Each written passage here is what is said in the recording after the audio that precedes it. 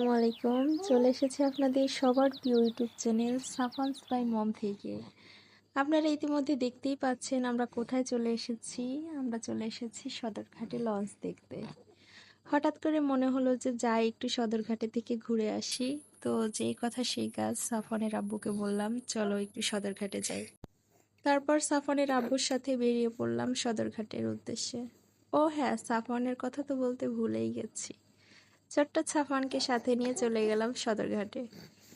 বড় বড় লঞ্চ। সদরঘাটের লঞ্চগুলো দেখে আমার একটা কথাই বারবার মনে আসতেছিল, বলুন তো কি?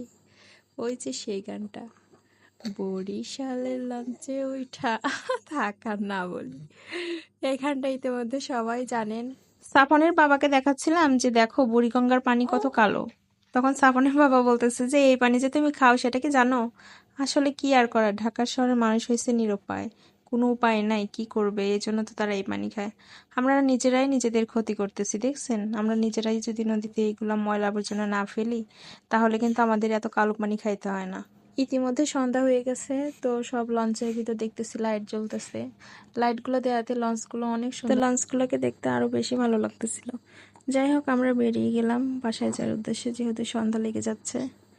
এখন সাফনের বাবা বলতেছে যে চলো আমরা এখন চলে যাই। আর এই যে নদীর এখানে যে পানি দেখতেছো ব্রিজের নিচে, এখানে বড় বড় শাকার মাছ পাওয়া যায়।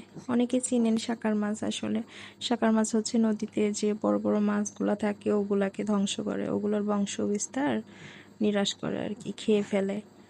শাকার মাছ যারা চিনেন না তারা হয়তো রকেট মাছ বললেও চিনবেন। যাই হোক, আমি কিন্তু ইউটিউবে একেবারে নতুন। আমার ভিডিওগুলো লাইক, কমেন্ট, শেয়ার করে এবং চ্যানেলটি সাবস্ক্রাইব করে পাশে থাকবেন। Thanks for watching my video. Tata, bye bye.